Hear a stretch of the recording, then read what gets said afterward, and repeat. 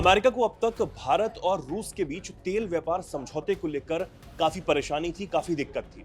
लेकिन अब एक और बड़ी खबर सामने ये आई है कि भारत और रूस ने एक और डील कर ली है। ये डील तेल को लेकर नहीं है, लेकिन ये डील बहुत अहम है क्योंकि इसके तहत SJ-100 पैसेंजर जो जेट है, पैसेंजर जो प्लेन है, उनको बनाने पर सहमति बनी है। भारतीय कंपनी इसको बनाएगी और ये पहली बार होगा जब भारत में इसका निर्माण जो है वो किया जाएगा। आपको याद है कि यूरोप का जो एयरबस होता है या फिर यूएस का जो बोइंग प्लेन है वो पैसेंजर्स प्लेन होते हैं, लेकिन अब रूस के साथ मिलकर जो भारत है वो SJ-100 पैसेंजर प्लेन को बनाएगा। अब इससे अमेरिका को क्या दिक्कत होगी आने वाले समय में पता लगेगा। उम्मीद है कि अमेरिका की तरफ से और खासकर ट्रंप की तरफ से इसको लेकर कोई बयान सामने आए। लेकिन हमने देखा कि पिछले दिनों रूस पर एक बड़ा एक्शन अमेरिका की तरफ से लिया गया और उसका सीधा असर भारत पर भी कहीं ना कहीं पड़ सकता है, ये भी कहा जा रहा है। रूस की 2 कंपनियों को अमेरिका ने बैन कर दिया। अब क्या कुछ उस मामले में चल रहा है, रूस ने उस मामले पर अब एक बड़ा रिएक्शन दिया है।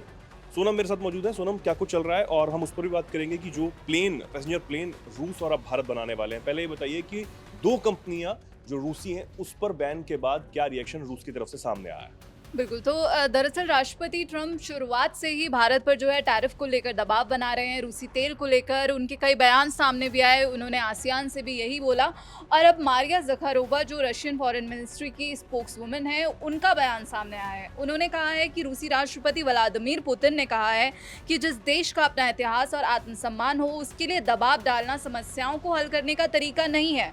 और उनका यहाँ पर सीधा ये कहना है कि आप दबाव डाल के आपको कुछ भी हासिल नहीं होगा। यहाँ पर उनसे सवाल पूछा गया था कि 2 रूसी कंपनियों पर जो बैन लगाया गया है अमेरिका के द्वारा, तो उस पर आपकी क्या प्रतिक्रिया है? तो उन्होंने अपनी प्रतिक्रिया देते हुए ये कहा कि दबदबे की स्थिति से बातचीत करना या फिर ज़बरदस्ती के अलग अलग तरीकों का इस्तेमाल करना कभी भी किसी नतीजे पर नहीं पहुँचाया जा सकता है।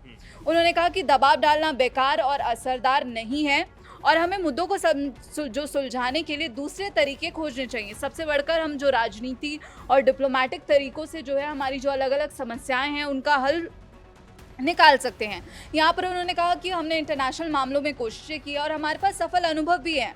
हमारे इलाके और पड़ोसी इलाकों में हमने लगातार इसी रुख को बनाए रखा है कि हम बातचीत के जरिए जो है मुद्दे को सुलझा सकते हैं।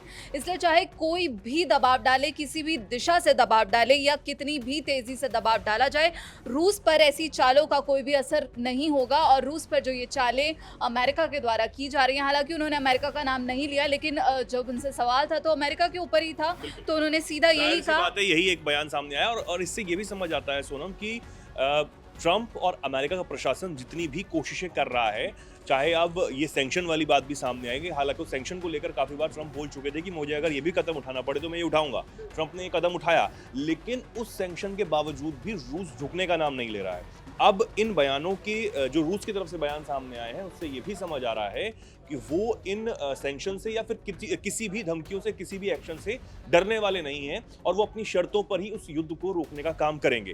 भारत और रूस के बीच भी एक डील यहाँ पर साइन हुई है, उसको लेकर क्या कुछ की जानकारी है सोनम? बिल्कुल।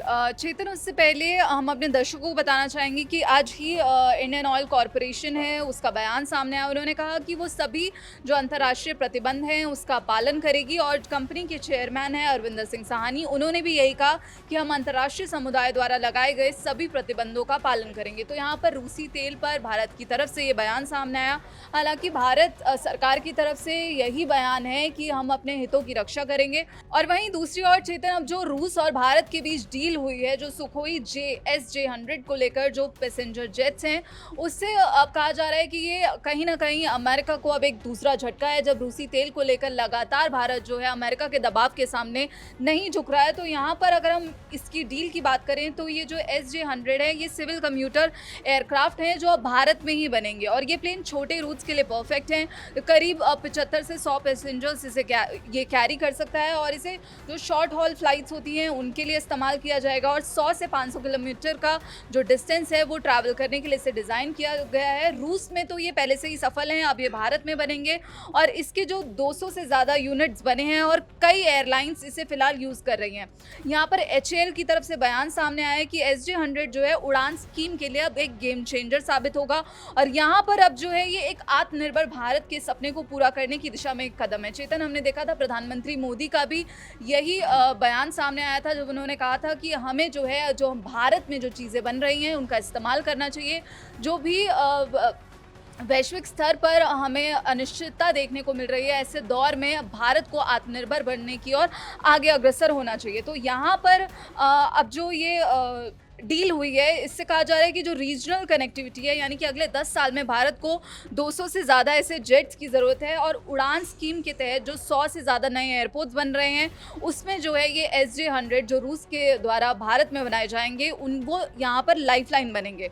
और जॉब्स और स्किल्स की बात करें तो लोकल मैन्युफैक्चरिंग से हज़ारों जॉब्स जो हैं अब यहाँ पर क्रिएट होंगी।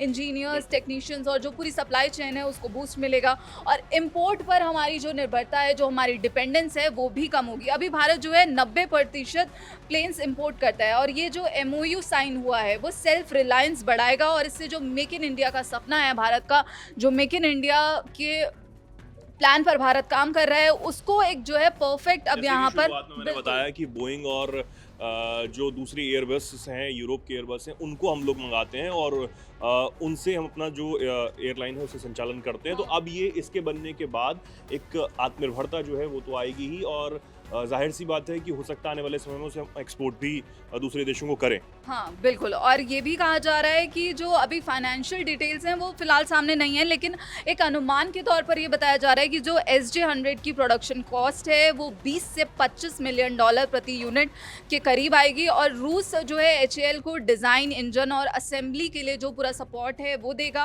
और अगले 10 साल में 200 से ज़्यादा SJ-100 प्रोड्यूस करने का टारगेट है और ये ना सिर्फ भारत बल्कि जो एशिया अफ्रीका का पूरा मार्केट्स है उसके लिए भी एक्सपोर्ट हो सकते हैं, जैसा कि अभी आपने बताया। बिल्कुल, ये एक बहुत बड़ी जानकारी यहाँ पर थी, इसलिए क्योंकि भारत और रूस के बीच जो ये बड़ी डील हुई है वो फिर से ऐसे तनाव के बीच में हुई है जहाँ पर अमेरिका भारत को रूस और यूक्रेन के युद्ध के लिए जिम्मेदार कहीं ना कहीं सीधे तौर पर ठहरा चुका है और बार बार वो चाहे वो रूस पर एक्शन लिए जा रहे हों, लेकिन उसका जो असर है वो कहीं ना कहीं अमेरिका ये चाहता है कि भारत पर भी दिखे।